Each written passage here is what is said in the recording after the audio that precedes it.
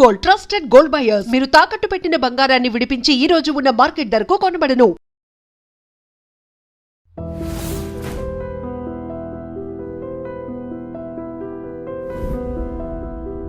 నమస్తే, నేను Kavitha. Welcome to I dream news and నిజాలు. తమిళనాడులో కంప్లీట్గా వెస్ట్ బెంగాల్లో ఫస్ట్ ఫేజ్లో జరిగినటువంటి పోలింగ్ అనేది పర్సంటేజెస్ విపరీతంగా పెరిగాయి. గతంలో జరిగినటువంటి ఎన్నికలతో పోలిస్తే భారీగా ఓటర్ల నమోదు జరిగింది. ఇందులోనూ ప్రధానంగా స్పెషల్ ఇంటెన్సివ్ రివిజన్ జరిగిన తర్వాత ఓటర్లను తొలగించారు అనేటువంటి ఆందోళనలు వచ్చిన తర్వాత కూడా 93 and 96 పోల్ పర్సంటేజ్ నమోదవడంతో పాటుగా నెంబర్స్ కూడా అక్యురేట్గా ఉన్నాయి అనేటువంటి మాటలు కూడా వినిపిస్తున్నాయి. ఈ నేపథ్యంలోనే నెక్స్ట్ గవర్నమెంట్స్ ఏవి ఫామ్ చేయబోతున్నాయి, మార్పు ఏదైనా ఉంటుందా అనేటువంటి అంచనాలు, విశ్లేషణలు కూడా వస్తున్నాయి. ఓవరాల్గా ఈ హైయెస్ట్ పోల్ పర్సంటేజ్ దేనికి సంకేతం? మనతో పాటుగా ఉన్నారు సీనియర్ జర్నలిస్ట్ సురేష్ కొచ్చతిల్ గారు. సార్ నమస్తే.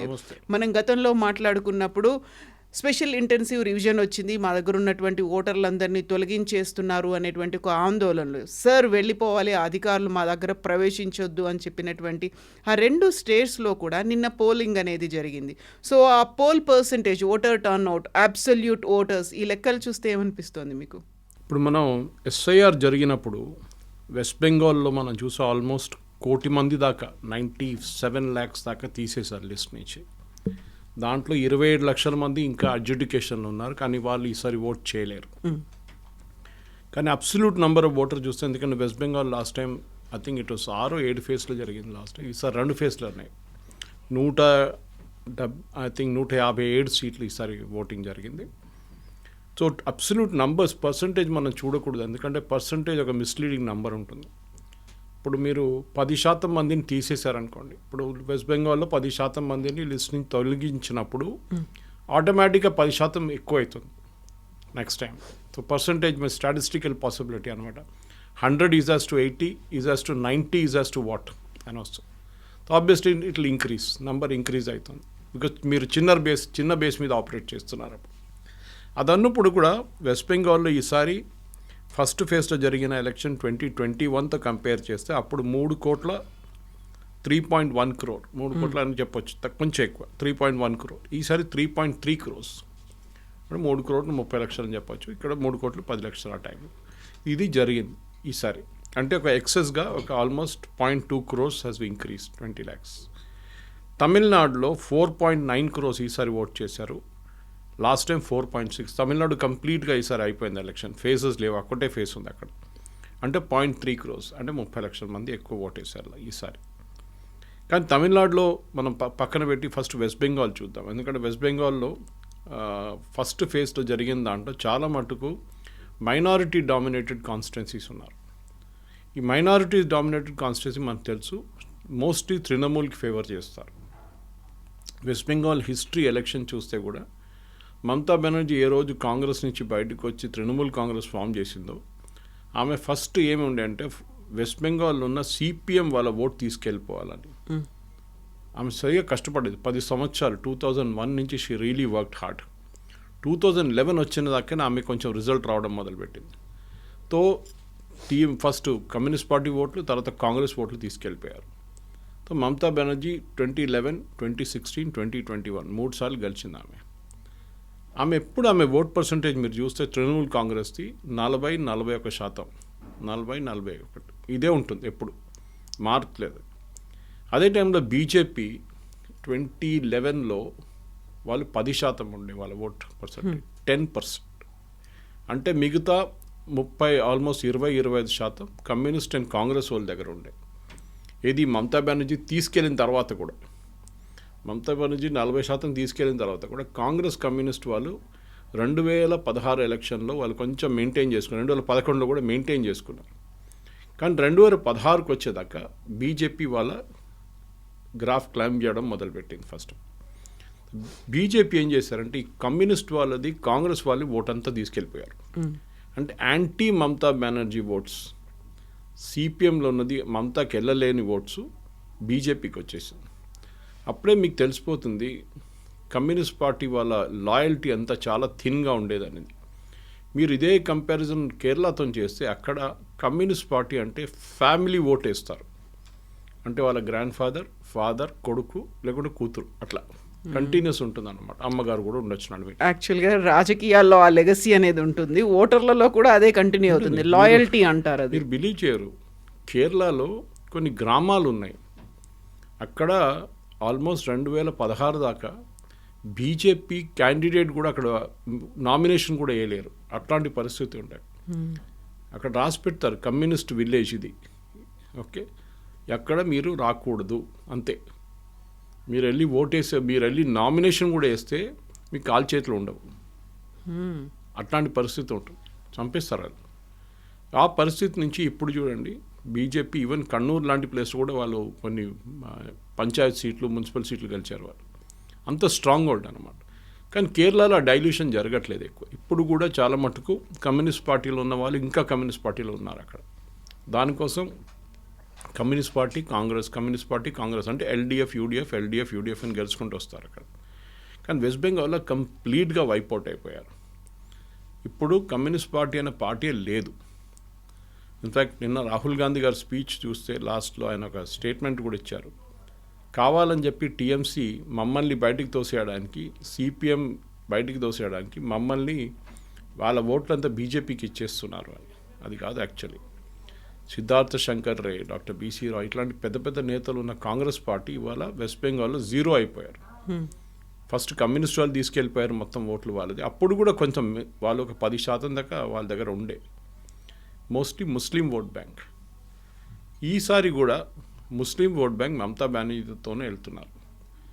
బీజేపీ ఎప్పుడు ఒక హోప్ ఏమిటంటే, మేము కాంగ్రెస్ వాళ్ళ ఓటు తీసుకున్నాము కానీ మాకు ఒక ఏంటి ఎక్స్పెక్టేషన్ ఏంటంటే కాంగ్రెస్ ఓట్ పెరిగితే బాగుంటుంది, that will be Muslim oats which will come from Mamata Banerjee party. కానీ అది జరగట్లేదు. Mamata Banerjee party Muslim vote bank retain చేసుకుంటున్నారు. ఈ పరిస్థితిలో ఉన్నప్పుడు మనం ఈసారి జరిగిన డిలీషన్ చూడాల్సింది కవిత గారు. In fact I was looking at the total votes చూస్తున్నాను, ఎన్ని ఓట్లు పడ్డది. ఒకవైపు నుంచి చూస్తే మనం చాలా మట్టుకు మీరు వెస్ట్ బెంగాల్లో ఈసారి కూచ్ బీహార్ తీసుకోండి, which is again BJP strong hold, కానీ అక్కడ డిస్ట్రిక్ట్ నడియా, అక్కడ కూడా కమ్యూనిస్ట్ పార్టీ తృణమూల్ కాంగ్రెస్ కొంచెం పట్టుంది, బీజేపీ కూడా ఉంది. అక్కడ ఈసారి 96% vote, 96% minority dominate. Alipurduar which is BJP strong hold, అక్కడ 92%, ఇది నార్త్ 24 పర్గనస్లో వస్తుంది. Jalpaiguri again strong hold of BJP అన్నమాట, అక్కడ కూడా ఫేజ్ 1లో ఇప్పుడు 94%. ఆలోచించండి, మన యావరేజ్ 92 అని చూస్తున్నాం, కానీ Kalimpong which is a part of Darjeeling Siliguri ఆ ఏరియాలో అక్కడ కొంచెం తక్కువ 83 పడ్డది. డార్జిలింగ్ ఇస్ 88. ఉత్తర్ దినాజ్పూర్ అగైన్ హుగ్లీ దగ్గర Muslim strong hold 94%. Dakshin Dinajpur again it is a very strong Muslim కొన్ని కాన్స్టిట్యున్సీలు అయితే మీరు మాల్డా ముషీదాబాద్ వస్తే 60% ముస్లిం పాపులేషన్ ఉన్నారు అక్కడ, 60% దాకా ఉన్నారు, 40 to 60%. అంటే మీరు ఒక ముస్లిం పార్టీకి రావాల్సిన ఓట్లు ఉంటే they will win out right. దానికే మీరు చూసిన మమతా బెనర్జీ పార్టీ 126 స్థానాలు around Calcutta, south Parganas, north Parganas మొత్తం క్యాల్కులేట్ చేస్తే 126 స్థానాల్లో వారు మినిమం 80 సీట్లు గెలుస్తున్నారు ఎప్పుడు. అక్కడి నుంచి వాళ్ళ సాలిడ్ బేస్ ఉందన్నమాట. ఈ లాస్ట్ టైం 215 సీట్లు గెలిచినప్పుడు ఈ మెయిన్ బేస్ వాళ్ళకు 1/3 ఆఫ్ ద సీట్స్ ఇక్కడి నుంచి వస్తుంది వాళ్ళకి. మిగతా 2/3 చూసుకుంటే చాలు వాళ్ళు. ఇన్ఫ్యాక్ట్ మిగతా 2/3 కూడా అక్కర్లేదు, మెజారిటీకి ఇంకొక 80 సీట్లు చాలు. అది మమతా బెనర్జీ సీక్రెట్ అన్నమాట. ఇది బీజేపీ బ్రేక్ చేయలేకపోతుంది. కానీ మనం చూడాల్సిందంటే ఈసారి ఎస్ఐఆర్లో జరిగిన డిలీషన్స్ గురించి చూడాలి. ఎందుకంటే లాస్ట్ టైం మనం ఈ కాన్స్టిట్యున్సీలు అన్నీ చూస్తే టోటల్ ఓట్స్ పడ్డది ఎంత అని చూస్తే బీజేపీకి లాస్ట్ టైం 38% ఓట్లు పడ్డది, 38.15. తృణమూల్ కాంగ్రెస్కి ఏమో అది 48.48 అని పెట్టుకోవచ్చు. That is the total number of votes fold అన్నమాట. కానీ అది ఉన్నప్పుడు కూడా మనం ఈసారి జరిగిన డిలీషన్స్ చూస్తే కవిత గారు, ఈ టోటల్ డిలీషన్స్ యావరేజ్ తీస్తే ఈ మైనారిటీ డామినేటెడ్ కాన్స్టిట్యున్సీలో అరౌండ్ 20,000 ఓట్లు, ప్రతి కాన్స్టిట్యున్సీలో 20,000 ఓట్లు డిలీట్ అయినాయి. ఇప్పుడు చూడాల్సింది ఏంటంటే మార్జిన్ లాస్ట్ టైం ఉన్న విన్నింగ్ లూజింగ్ మార్జిన్ చూసుకుంటే 20,000 ఓట్ల కన్నా తక్కువ మార్జిన్లో గెలిచిన క్యాండిడేట్ ఉంటే they are in a very bad shape. వాళ్ళకి ఈసారి ఎలక్షన్ చాలా డేంజర్ ఉంటుంది వాళ్ళ వైపు అన్నమాట. అదే టైంలో మీరు చూస్తే ఈ బీజేపీ వీళ్ళ నడిమిట్లో ఉన్న డిఫరెన్స్ కూడా మనం చూడాల్సి వస్తుంది. అది ఎంత వచ్చింది లాస్ట్ టైం, ఎంత బీజేపీకి వచ్చి ఎంత వీళ్ళకి వచ్చింది అనమాట. సో ఈసారి మనం చూస్తాం ఈ ఇంటెన్సివ్ రివిజన్ తర్వాత చాలా మటుకు వెస్ట్ బెంగాల్లో ఈ Matua community which is a Hindu scheduled caste community, వీళ్ళు బంగ్లాదేశ్ నుంచి వచ్చారు. వాళ్ళకేం జరిగిందంటే 2011లో వాళ్ళ సిటిజన్షిప్ లేకుండే, దానికన్నా ముందు కూడా లేకుండే. ఒకసారి సిఏఏ పాస్ చేసినప్పుడు, సిటిజన్షిప్ అమెండ్మెంట్ యాక్ట్ పాస్ చేసినప్పుడు వాళ్ళకు ఒక అష్యూరెన్స్ ఏమి ఇచ్చారంటే మీకు సిటిజన్షిప్ ఇచ్చేస్తాము. ఎందుకంటే బై డెఫినేషన్ సిటిజన్షిప్ అమెండ్మెంట్ యాక్ట్లో మైనారిటీ అంటే Jain, Buddhist, Sikh, Christian and Hindus Afghanistan, Pakistan, Bangladesh నుంచి పారిపోయి వచ్చిన వాళ్ళకి సిటిజన్షిప్ ఇస్తారు. కానీ మీకు తెలిసిన మనందరూ తెలిసిన సిఏఏ లా పాస్ చేసిన తర్వాత కూడా, చట్టమైన కూడా దాని రూల్స్ ఫ్రేమ్ చేయడానికి 5 సంవత్సరాలు తీసుకున్నారు. అది ఎందుకో తెలియదు. That is the big mistake. BJP వాళ్ళు 5 సంవత్సరాలు తీసుకున్నారు గవర్నమెంట్. ఇప్పుడు ఆ రూల్స్ ఫ్రేమ్డ్ ఉంది. చాలా మటుకు మటువా కమ్యూనిటీలో ఉన్న లీడర్స్, ఒక లీడర్ అయితే I think he's the part of the union cabinet also, వాళ్ళది ఠాకూర్ కమ్యూనిటీ వాళ్ళు. సో వాళ్ళ వైపు నుంచి ఫస్ట్ బీజేపీకి ఓటేశారు. మీరు చూస్తే 2014 ఎలక్షన్ తర్వాత మోదీ గారు గెలిచిన ఎలక్షన్ 2019 వచ్చినప్పుడు బీజేపీకి మెజారిటీ 18 సీట్స్ అక్కడి నుంచి వచ్చింది. వీళ్ళ ఓట్లతో వచ్చింది లోక్సభకి. సో ఎప్పుడైనా కానీ బీజేపీకి సపోర్ట్ ఉండే మతువా కమ్యూనిటీకి ఈసారి కూడా మొత్తం సిటిజన్షిప్ ఇవ్వలేదు. ఐ థింక్ అప్రాక్సిమేట్లీ అరౌండ్ 10 నుంచి 15% మందికి ఎప్పుడు కూడా సిటిజన్షిప్ వచ్చింది. కానీ అమిత్ షా గారు అష్యూరెన్స్ ఇచ్చారు, no we will give you citizenship 100% అని చెప్పి. చాలామందికి ఎస్ఎంఎస్ఎస్ కూడా వచ్చినాయి. That is after election. ఈసారి మీరు ఓటు వేయలేకపోతారు, కానీ నెక్స్ట్ టైం 100% మీకు ఓటు ఉంటుంది. వీళ్ళందరిలో ఒక భయం ఏముందంటే కవిత గారు, అది I was listening to Shekhar Gupta గారు, he was giving a very interesting analogy. అంటే ఈ బంగ్లాదేశ్ నుంచి మీరు ఈ ఫామ్ ఫిల్అప్ చేస్తున్నప్పుడు సిటిజన్షిప్ అమెండ్మెంట్ యాక్ట్లో మీ అడ్రస్ చెప్పాల్సి వస్తుంది, బంగ్లాదేశ్ నుంచి ఎక్కడి నుంచి వచ్చారు మీరని. ఓకే, సపోజ్ మీకు సిటిజన్షిప్ రాకపోతే మిమ్మల్ని తీసి పంపించేస్తారు. దిస్ ఇస్ ద ఫియర్ అన్నమాట. కానీ హిందూ కమ్యూనిటీగా ఫియర్ ఉండకూడదు, ఎందుకంటే వాళ్ళు అక్కడి నుంచి పారిపోయారు వచ్చారంటే వాళ్ళకి ఆటోమేటిక్ సిటిజన్షిప్ వచ్చేస్తుంది. అది మైనారిటీలుగా ఉన్నారు కాబట్టి, minority as much as Hindu, Jain, Sikh, Parsi, Christian, Muslim లేదు. There is no Muslims. దానికోసం కదా కాంగ్రెస్, ఎంఐఎం ఇంత పెద్ద గొడవ చేశారు. పాకిస్తాన్లో ఉన్న ముస్లింని అక్కడున్న గవర్నమెంట్ ఎందుకు హెరాస్ చేస్తారు? వాళ్ళు చేయరు కదా. బంగ్లాదేశ్లో ఉన్న ముస్లింని అక్కడున్న గవర్నమెంట్ హెరాస్ చేయరు, హిందూని చేస్తున్నారు. దానికోసం వాళ్ళకి గవర్నమెంట్ ఆఫ్ ఇండియా అంటున్నారు. ఇన్ఫ్యాక్ట్ ఫస్ట్ టైం ఈ కాన్సెప్ట్ ప్రపోజ్ చేసింది మోహన్ దాస్ కరమ్చంద్ గాంధీ.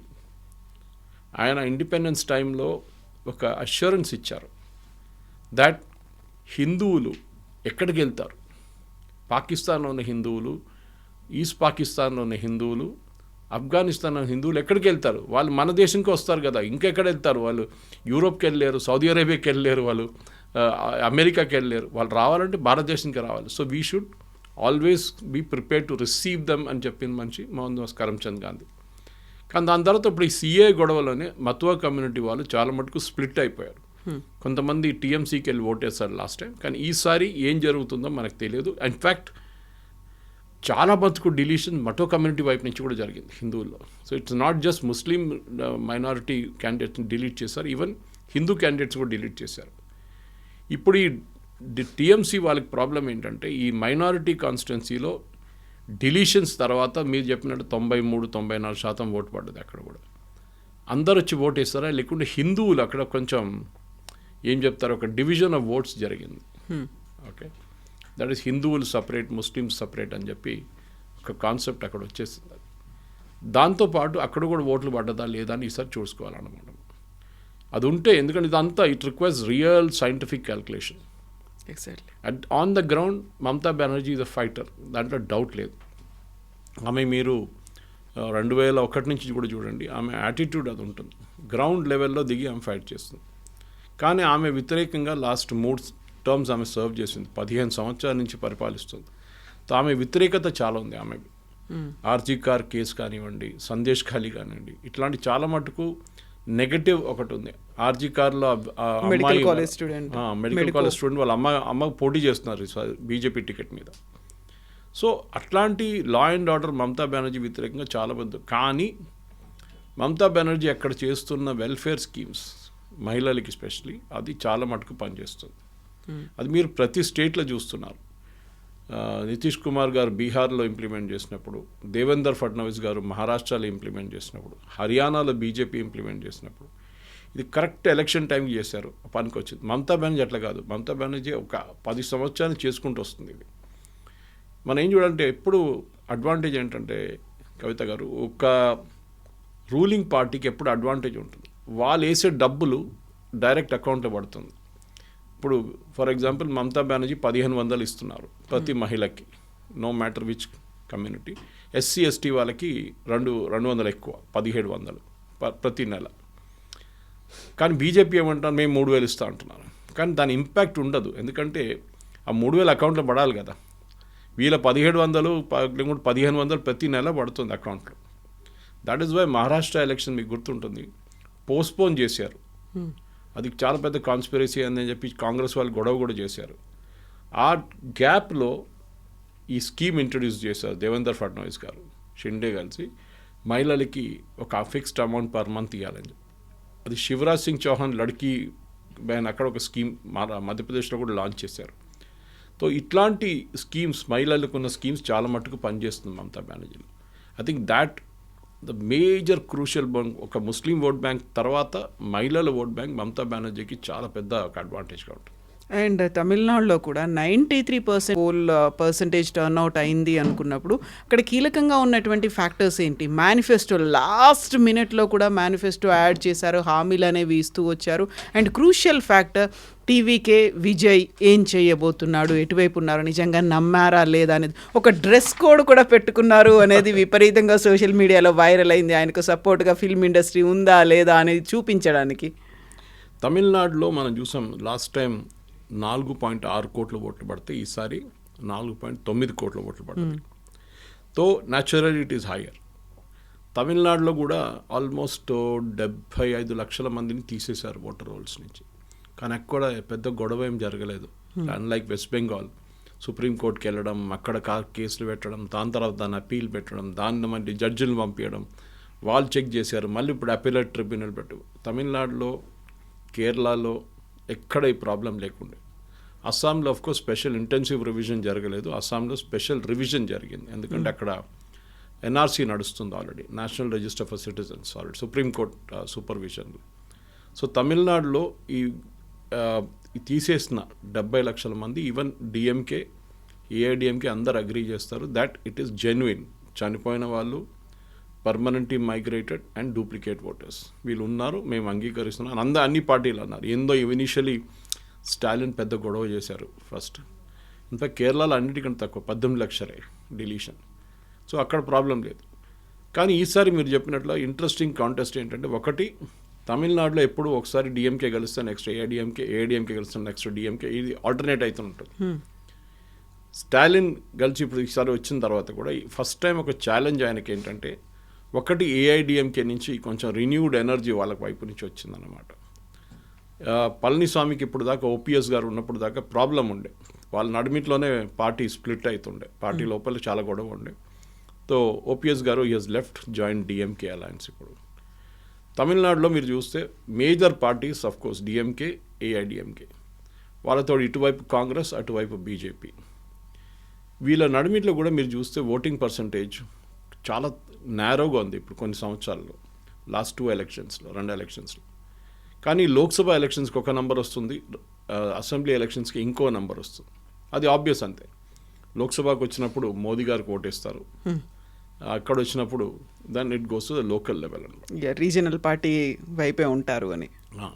ఎందుకంటే మనం చూస్తాం ఇటువైపు మీకు అన్బమణి రామదాస్ వాళ్ళ పార్టీ ఇటువైపు ఉంటే, అటువైపు వీసీకే ఉన్నారు, షెడ్యూల్ కాస్ట్ వాళ్ళ మైనారిటీ దళిత్ పార్టీ ఉంటుంది.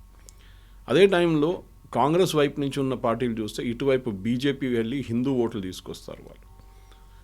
తేవర్, గౌండర్ చాలా మటుకు తమిళనాడులో క్యాస్ట్ పాలిటిక్స్ ఉంటుంది. ఓకే, ప్రతి క్యాస్ట్కి మన దగ్గర తక్కువ కాదు, తెలంగాణ, ఆంధ్రాలో కూడా. కానీ బీహార్ చూడండి, యూపీ చూడండి. అట్లనే తమిళనాడులో కూడా క్యాస్ట్ ఈక్వేషన్ చాలా స్ట్రాంగ్ అన్నమాట. దాని నడుమిట్లోనే ఒక వైట్ హార్స్ సడన్లీ, ఒక బ్లాక్ హార్స్ అని చెప్పొచ్చు, వైట్ హార్స్ అని చెప్పొచ్చు, విజయ్ వచ్చేసారు. విజయ్ది మీరు చూస్తే లాస్ట్ 3 రోజుల్లో he has been able to attract huge crowd. Exactly.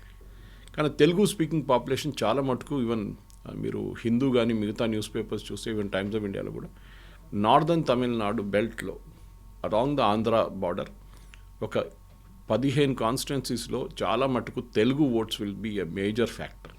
గత ప్రభుత్వంలో కూడా 3 నుంచి 5 మంది మంత్రులు కూడా ఉన్నారు, తెలుగు మంత్రులే ఉన్నారు అక్కడ. అది మీరు ఈవెన్ బెంగళూరు వైపు చూస్తే కర్ణాటకలో కూడా నార్దర్న్ కర్ణాటక అంటే మీరు పెనుకొండ వైపు నుంచి వస్తున్నప్పుడు కానీ ఇటువైపు నుంచి వస్తున్న అనంతపురం ఆ సైడ్ నుంచి వస్తున్నప్పుడు ఆ నార్దర్న్ కర్ణాటక బెల్ట్లో కూడా చాలా మటుకు it is Telugu voters difference.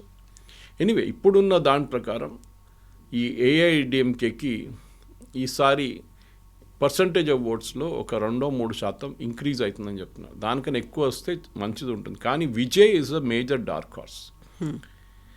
అందరు అడుగుతున్న ఒకటే ప్రశ్న, అంటే విజయ్ ఎన్ని ఓట్లు తీసుకెళ్తాడు, ఎవరి ఓట్లు తీసుకెళ్తారు. That is also very crucial. ఎందుకంటే మీకు ఫస్ట్ టైం పోటీ చేస్తున్నప్పుడు అది కూడా ద్రవిడియన్ బెల్ట్లో Vijay is not traditionally Dravidian.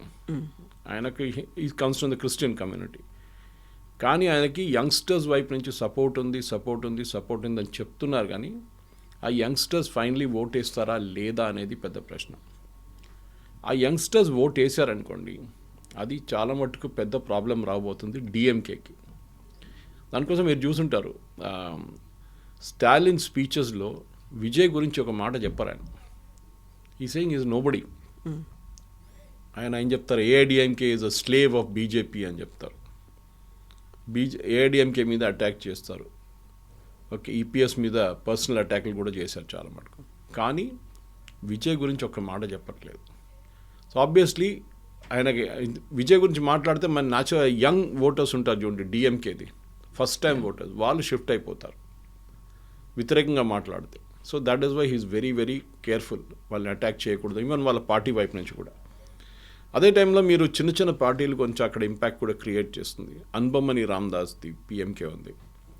Original Tamil మానిలా Congress Moopanar గారు సెటప్ చేసిన తమిళ్ మానిలా కాంగ్రెస్, చిదంబరం గారు కూడా ఆ పార్టీలో ఉన్నారు ఒక టైం. తర్వాత వీళ్ళందరూ తిరిగి వచ్చారు కాంగ్రెస్కి. కానీ GK Vasan he's gone back, అంటే మూపనార్ వాళ్ళ కొడుకు he's gone back to setup same TMC setup చేసుకున్నారు, మళ్ళీ రివైవ్ చేశారు దాన్ని. ఈ చిన్న పార్టీలు కూడా కొన్ని పర్సంటేజ్ ఆఫ్ ఓట్స్ తీసుకొస్తారు. అక్కడ కూడా ఐయుఎంఎల్ ఉంది, ఇండియన్ యూనియన్ ముస్లిం లీగ్, 2 ముస్లిం పార్టీస్ ఉన్నారు, 2 డిఎంకే అలయన్స్లో ఉన్నారు. తో ఇటువైపు చూస్తే అండ్ న్యాచురల్లీ నిన్న వచ్చిన న్యూస్లో చాలా మటుకు క్లారిటీ వచ్చేసింది. అన్నామలై గారు రాజ్యసభకి వెళ్ళిపోతున్నారు. ఆంధ్ర నుంచి రాజ్యసభ బీజేపీ కోటాలో రాజ్యసభకి నామినేట్ చేస్తారని ఒక న్యూస్ వచ్చిందన్నమాట. పాసిబ్లీ నిర్మలా సీతారామన్ తర్వాత ఒక నెక్స్ట్ రాజ్యసభ క్యాండిడేట్గా రాబోతున్నారు. కానీ ఆయన ప్రెజెన్స్ చాలా మటుకు తమిళనాడులో ఫ్యాక్టర్గా ఉండిపోయింది. నేను చాలామంది మన దగ్గర ఆంధ్ర తెలంగాణ నుంచి వెళ్ళిన కొన్ని బీజేపీ లీడర్స్తో మాట్లాడాను. వాళ్ళు అంటున్నారు అక్కడ ఎక్కడ వెళ్ళినా కానీ అన్నామలై గురించి అంటున్నారు, బీజేపీలో ఒక లీడర్ కూడా లేరు, అట్లాంటి అన్నామలై లాంటి క్యారెక్టర్ కరిష్మా ఉన్న లీడర్ లేరు. అది న్యాచురల్, అది ఎందుకంటే ఈపీఎస్కి భయం ఉంది, ఏదో ఒక రోజు అన్నామలై ఆయన్ని ఓవర్ షాడో చేసేస్తారని. దానికోసం చాలా క్లియర్గా బీజేపీ లీడర్స్ సార్ చెప్పారు, అన్నామలైని పార్టీ నుంచి పక్కన పెట్టండి, అప్పుడే మేము పొత్తు పెట్టుకుంటామని. మేబీ నేను అనుకుంటా అదొక తప్పు లాంగ్ టర్మ్లో చూస్తే. షార్ట్ టర్మ్లో ఎస్ బీజేపీకి బెనిఫిట్ వస్తుంది, 3-5 సీట్లు రావచ్చు బీజేపీకి, అంతే, దానికన్నా ఎక్కువ రాదు. కానీ తమిళనాడులో ఒక మార్పు వస్తుందా అంటే విజయ్ మీద ఉంటుంది. విజయ్ 12-14% ఓట్లు తీసుకెళ్తే డెఫినెట్గా they will be a change. ఒక కింగ్ మేకర్ అవుతాడా విజయ్? గెలవడు, సీట్లు రావని ఐ డోంట్ థింక్ ఈవెన్ 3-4 సీట్లు కూడా గెలవలేరు అక్కడ. పెరంబూర్లో నిన్న ఓటింగ్ పర్సంటేజ్ చాలా బాగుందన్నారు, one of the seats that is contesting. కానీ మేబీ ఆయన గెలుస్తాడు ఒక్కరు. కానీ పార్టీ వైపు నుంచి మీకు కింగ్ మేకర్ కావాలంటే మీకు మిగతా పార్టీల నుంచి, for example AIADMK DMK alliance నడిమిట్లో ఒక 15 సీట్ల గ్యాప్ ఉందనుకోండి, ఇద్దరికి మెజారిటీ రాలేదు. ఆ 15 సీట్లు విజయ్ పార్టీ టీవీకి తీసుకెళ్ళినప్పుడు then he can become a king maker. You can insist అలయన్స్లో నేనే మేజర్ పార్ట్నర్, నాకు డిప్యూటీ సీఎం ఇవ్వండి ఏదని చెప్పొచ్చు అప్పుడు. కానీ మీకు 2-3 సీట్లు వస్తే మిమ్మల్ని ఎవరు పట్టించుకోరు. అందులో విజయ్ కూడా 2 ప్లేసుల నుంచి కంటెస్ట్ చేస్తున్నాడు కాబట్టి ఎక్కడి నుంచి గెలుస్తాడు అనేది కూడా. దట్ ఈస్ ఇప్పుడైనా తమిళనాడులో అదొక స్టైల్. మీరు కొత్త లీడర్స్ ఎప్పుడైనా వచ్చినప్పుడు they always contest from 2 places. అది ఎప్పుడు చేస్తారు వీళ్ళు. కానీ స్టాలిన్ ఒక అడ్వాంటేజ్ స్టాలిన్ ఏంటంటే మీరు చెప్పారు చూడండి ఫ్రీబీస్ గురించి. ఈ ఫ్రీబీ కల్చర్ తమిళనాడు పాలిటిక్స్లో ఒక జయలలిత టైం నుంచి ఉందన్నమాట. ఆమె మిక్సీలు, తర్వాత గ్రైండర్లు, తర్వాత టెలివిజన్ సెట్లు అన్నీ ఇచ్చుకుంటూ పోయింది ఆమె. రిఫ్రిజిరేటర్లు కూడా ఇప్పుడు వచ్చాయి. ఈసారి స్టాలిన్ వాళ్ళ పార్టీ 8,000 రూపాయల కూపన్ ఇస్తున్నారు గెలిస్తే. ఆ కూపన్ మీరు పక్కన ఉన్న షాప్కి తీసుకెళ్ళి మీరు దాన్ని ఎక్స్చేంజ్ చేసుకోవచ్చు, ఏదైనా కొనుక్కోవచ్చు. కానీ it is prone to corruption. ఎందుకంటే ఏమవుతుందంటే వీళ్ళు ఆ కూపన్ తీసుకొని ఆ షాప్ ఓనర్తోనేమో డీల్ చేసుకుంటే ఏం కొనకుండా కూడా వాళ్ళకి డబ్బులు వచ్చేస్తారు. షాప్ కీపర్ ఒక 2,000 రూపాయలు 1,500 పెట్టుకుంటారు. ఇది జరగవచ్చు, పాసిబుల్ ఉంది. కానీ తమిళనాడులో ఫ్రీబీస్ లేకుండా నడవదు, అది చాలా క్లియర్గా ఉంది.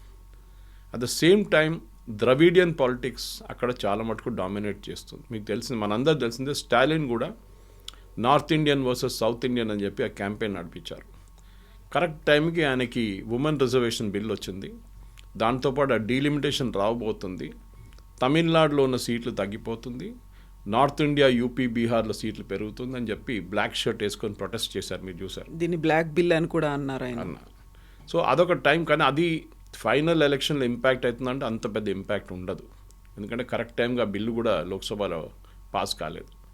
కానీ point is not that. Point ఏంటంటే తమిళనాడులో మీరు గెలవాలంటే మీరు యాంటీ హిందీ యాటిట్యూడ్ తీసుకోవాలి కంపల్సరీ. అది అన్నాదొరై టైం నుంచి ఉంది. అది ఆ 60s, 70sలో యాంటీ హిందీ అజిటేషన్. అప్పుడు కాంగ్రెసే ఉండే సెంట్రల్ గవర్నమెంట్లో, కాంగ్రెస్ వ్యతిరేకత ఉండే అజిటేషన్. ఒక టైంలో బీజేపీ డిఎంకేలో ఉన్నారు అలయన్స్తో పొత్తుతో, ఇది గుర్తుంటుంది.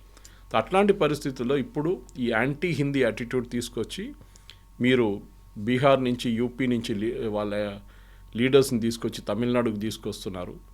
తమిళనాడులో లీడర్ లేరు ఆ బీజేపీకి అని చెప్పి చాలా పెద్ద. కానీ మోదీ గారి ర్యాలీస్ చూస్తే మీరు చాలా బాగా రెస్పాన్స్ వాస్ ట్రెమెండస్, లేదని చెప్పలేము మనం. సరే ఆ క్రౌడ్ అగైన్ ఫైనలీ ఓట్లో ట్రాన్స్లేట్ అవుతారా లేదా, that is a different question again. కానీ కోయంబత్తూర్ లాంటి ప్లేస్లో, ఈరోడ్, సేలం లాంటి ప్లేస్లో పాసిబ్లీ ఇంపాక్ట్ ఉండొచ్చు. కానీ ఓవరాల్ చూస్తే వెస్ట్ బెంగాల్, తమిళనాడులో, అండ్ వెస్ట్ బెంగాల్ ఇంకా మొత్తం కాలేదు కదా, ఇంకా హాఫ్ ఇంకా. కానీ వెస్ట్ బెంగాల్లో చూడండి, will come back from Tamil Nadu to west Bengal again. నేను క్లోజ్ చేసే ముందు ఒక పాయింట్ చెప్పాలి. అమిత్ షా గారు 15 రోజుల నుంచి వెస్ట్ బెంగాల్ ఉన్నారు, ఇంకొక 5 రోజులు ఉంటారు బహుశా. ఎప్పుడు కూడా ఆయన ఇంత టైం స్పెండ్ చేయలేదు ఎక్కడ. బీహార్ ఎలక్షన్లో కూడా వారం పాటు ఉన్నారు, వారం 10 రోజులు ఉన్నారు. బట్ ఈ కెప్ట్ కమింగ్ అండ్ గోయింగ్ కంటిన్యూస్గా అక్కడ కూర్చో, ఇది అక్కడే ఉన్నారు. అంటే వెస్ట్ బెంగాల్ని బీజేపీ ఒక అల్టిమేట్ ఫ్రాంటియర్గా చూస్తున్నారు. మేము అక్కడ అన్నీ కలిసేసాం, నార్త్ ఈస్ట్, ఆ తర్వాత అక్కడ కూడా యూపీ, బీహార్, జార్ఖండ్ ఒకటే నడిమిట్లో మిగిలిపోయింది, అది కూడా ఏదో రోజు పడిపోతుంది. మహారాష్ట్ర, మధ్యప్రదేశ్, ఛత్తీస్గఢ్, అస్సాం, ఒడిశా, ఫైనల్ ఫ్రాంటియర్గా మిగిలిపోయింది వెస్ట్ బెంగాల్ ఒకటి. అండ్ అక్కడ Mamata Banerjee the principal enemy. కాంగ్రెస్కి, సిపిఎంకి అసలు యూనో దిస్ నో ఛాన్స్ అని చెప్పచ్చు. సో బీజేపీ ఏంటంటే ఇప్పుడైతే వాళ్ళు ప్రిన్సిపల్ ఆపోజిషన్ లీడర్గా ఉన్నారు, 77 సీట్లు వచ్చినాయి లాస్ట్ టైం. కానీ ఇంకా ఈసారి వాళ్ళు 77 నుంచి 120 దాకా తీసుకొస్తారా అది చూడాల్సింది. అదంతా ఎస్ఐఆర్ ప్రాసెస్లో ఎన్ని ఓట్స్ డిలీట్ అయింది, ఆ deletion of number of votes చాలా క్రూషియల్గా ఉండిపోతుంది. ఈసారి మార్జిన్ ఆఫ్ విక్టరీ నేరో ఉంటుంది. 2,000, 3,000, 2,000, 3,000 నోట్లో అక్కడిక్కడ ఓట్లు మారుతాయి. సో మీకు బహుశా ఒక 10 to 15 రౌండ్స్ మీకు నార్మల్ ఉంటుంది, 20 రౌండ్లు ఉన్న కౌంటింగ్లో. ఆ లాస్ట్ 5 రౌండ్స్ చాలా క్రూషియల్గా ఉండిపోతాం. సో మనం 4వ తారీఖు పొద్దున అనలైజ్ చేసినప్పుడు ఈ ఫ్యాక్టర్ చాలా క్రూషియల్గా ఉంటుంది మన వెస్ట్ బెంగాల్. తమిళనాడులో ఆ ప్రాబ్లం లేదు. తమిళనాడులో it will go one way or the other way. ఎందుకంటే అక్కడ చాలా క్లియర్, గౌండర్లు ఈ ఏరియాలో ఉన్నారు, వన్యార్స్ ఈ ఏరియాలో ఉన్నారు, చెట్టియార్స్ ఈ ఏరియాలో ఉన్నారు, బ్రాహ్మిన్స్ ఎక్కువ లేరు అనుకోండి, చిన్న కమ్యూనిటీ, దళిత్స్ ఈ ఏరియాలో ఉన్నారు. సో వాళ్ళకి చాలా మటుకు డివిజన్ ఆఫ్ క్యాస్ట్ కమ్యూనిటీ చాలా క్లియర్ అక్కడ. కానీ వెస్ట్ బెంగాల్లో అది కాదు. వెస్ట్ బెంగాల్లో minority and bhadralok and Hindu voters, ఇది 3 సపరేట్ ఉంది. అఫ్ కోర్స్ నార్త్ బెంగాల్లో గోర్ఖాల్యాండ్ ప్రాబ్లం ఉంది, అది అమిత్ షా గారు నేను సార్ట్అవుట్ చేసుకుంటాను, అంత పెద్ద ఇష్యూ కాదని చెప్పారు. కానీ ఓవరాల్గా చూస్తే ఐ థింక్ తమిళనాడు కన్నా నాకు వెస్ట్ బెంగాల్ చాలా ఇంట్రెస్టింగ్గా. And at the same time women reservation bill, ఆ తర్వాత డీలిమిటేషన్కి సంబంధించి అది ఓడిపోయిన తర్వాత, వీగిపోయిన తర్వాత అది ప్లస్గా ఎవరికి అవుతుంది, ఎవరికి మైనస్ అవుతుంది అనే దాని మీద ఈ రెండు స్టేట్స్ మీదే ప్రెస్టీజియస్గా పెట్టుకున్నాయి అటు బీజేపీ వర్సెస్ రీజనల్ పార్టీస్ అనేది. సో వాళ్ళంతా ఎటువైపు వెళ్ళారు, నిజంగా ఇంపాక్ట్ ఉందా లేదా అనేది కూడా. మీరు చూడాలంటే నేను ఒరిస్సా ఒక ఎగ్జాంపుల్ తీసుకుంటాను కవిత గారు. బీజు పట్నాయక్, ఆయన తర్వాత నవీన్ పట్నాయక్, 3-4 సార్లు గెలిచారు Naveen Patnaik. I think he was longest serving CM after Jyoti Basu or before Jyoti. కొంచెం అక్కడెక్కడ డిఫరెన్స్ ఉంది అంతే. అక్కడ బీజేపీ ఎక్కడ లేకుండే ఒక టైంలో, they was no chance Naveen Patnaik ఈసారి కూడా గెలుస్తారనుకున్నారు. కానీ ఆయన ఓల్డ్ ఏజ్, ఆయన హెల్త్ ప్రాబ్లమ్స్ అన్నీ ఉన్నాయి. దాని తర్వాత ఆయనకి ఎవరు వారసత్వం ఎవరు లేరు తీసుకెళ్ళడానికి ముందుకు. ఆ పరిస్థితుల్లో కూడా చూడండి, ఆయన బీజేపీ అక్కడ చాలా మెథాడికల్గా ఎలక్షన్ క్యాంపెయిన్ నడిపించారు, ఆయన గెలిచారు కూడా. ధర్మేంద్ర ప్రధాన్ అనుకున్నారు నేను ముఖ్యమంత్రి కాబోతున్నా అనుకున్న, ఆయన లీడ్ చేసిన క్యాంపెయిన్ తర్వాత కొత్త ముఖ్యమంత్రిని తీసుకొచ్చి బీజేపీ పెట్టారు. స్ట్రాటజీ చాలా క్లియర్, మీరు పని చేయండి, yes you will be rewarded, no doubt about it. కానీ మీరు ముఖ్యమంత్రి పదవి నాకు కావాలంటే చూడండి, హర్యానాలో, ఛత్తీస్గఢ్లో రమణ్ సింగ్ తీసుకోలేదు, హర్యానాలో కూడా it turned out be other way. మధ్యప్రదేశ్లో శివరాజ్ సింగ్ చౌహాన్ పక్కన పెట్టారు, ఢిల్లీలో కూడా అలాగే, ఢిల్లీలో రేఖా గుప్తా, అండ్ రాజస్థాన్లో విజయరాజ్ సింధియా, ఆమెను కూడా పక్కన పెట్టేశారు. సో లాస్ట్ మినిట్లో డెసిషన్స్ అనేవి ఉంటాయి. వీళ్ళు సీఎం క్యాండిడేట్ అనేది ఎప్పుడు అనౌన్స్ చేయరు. అది ఇండియా ఫ్యామిలీ నుంచి వాళ్ళు పక్కన పెట్టేస్తారు రాజస్థాన్. సో బీజేపీ స్ట్రాటజీ అది, నెక్స్ట్ జనరేషన్ లీడర్స్ని లీడ్ చేయబోతుంది. ఇప్పుడు ఇవాళ కొత్త announcement, as we close the discussion, relevance లేదు కానీ రెలవెన్స్ ఉంది. నితిన్ నవీన్ గారు బీజేపీ చీఫ్ అనౌన్స్ చేశారు దట్ 2027 ఉత్తరప్రదేశ్ ఎలక్షన్ యోగి ఆదిత్యనాథ్ లీడర్షిప్లోనే ఉంటుందని చెప్పి చాలా క్లియర్గా చెప్పి, ఇది బీజేపీ యూజువల్లీ చేయరు. వాళ్ళు మోదీ గారు లీడ్ చేస్తారని చెప్తారు. ఈవెన్ మహారాష్ట్రలో చూడండి, they never said Fadnavis will lead the election. బీహార్లో నితీష్ కుమార్ విల్ లీడ్ అన్నారు, బీజేపీ వైపు నుంచి ఎవరు పేరు. కానీ ఉత్తరప్రదేశ్కి వచ్చినప్పుడు చాలా క్లారిటీగా, ఎందుకంటే 80 సీట్లు ఉన్నాయి లోక్సభ. అండ్ లాస్ట్ టైం బీజేపీకి అన్నిటికంటే పెద్ద ప్రాబ్లం వచ్చింది ఉత్తరప్రదేశ్లో, మహారాష్ట్ర తర్వాత. సో ఈసారి వాళ్ళ కన్సాలిడేట్ చేయబోతున్నారు. అఫ్కోర్స్ 3 కోట్ల మంది దాకా తీసేశారు ఎస్ఐఆర్ నుంచి, ప్రాసెస్ నుంచి. కానీ దెన్ ఆల్సో ఎవరికి అక్కడ ప్రాబ్లం లేదు. వెస్ట్ బెంగాల్ కన్నా ఆల్మోస్ట్ 3 times తీసేశారు, కానీ ఉత్తరప్రదేశ్లో కాంగ్రెస్ లేని, సమాజ్వాదీ పార్టీ ఎవ్వరు గొడవ చేయలేదు. So they accepted that fact. So అక్కడ కూడా మనం 2027 that will be the next election before 2029 final Lok Sabha election వచ్చాము. Yes, so interesting. May 4th వరకు we'll wait, sir. Thank you so much. Thank you very much. Thank you. Subscribe iDream. And please subscribe to iDream. For more videos, subscribe to iDream. Please like, share and subscribe to the channel. Congratulations, iDream. Subscribe to iDream. Subscribe to iDream. So subscribe to iDream Media. iDream ki iDream team andarki huge congratulations. Please subscribe iDream Media. Please subscribe to iDream. Subscribe iDream. Please subscribe to iDream. iDream అంటే నా కళల ఛానల్ను subscribe చేసుకున్న నోరు తిరుగుతలేదు, మీరైతే గంట గుర్తు కొట్టండి. For more such videos, please subscribe to iDream. Subscribe to iDream. Please subscribe to iDream. Please subscribe iDream Media. Please do subscribe to iDream. Please subscribe to iDream Media. For best entertainment and information, please subscribe iDream. And don't forget to subscribe to iDream.